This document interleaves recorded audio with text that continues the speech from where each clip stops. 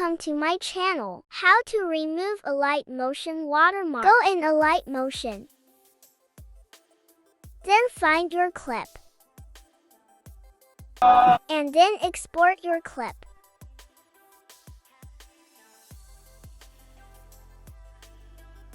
Clip your clip again. Move it to 180.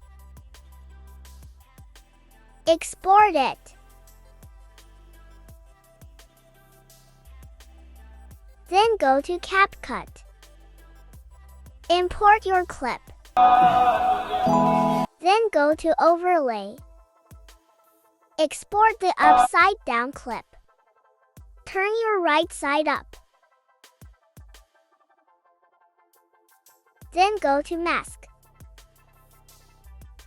Copy my setting.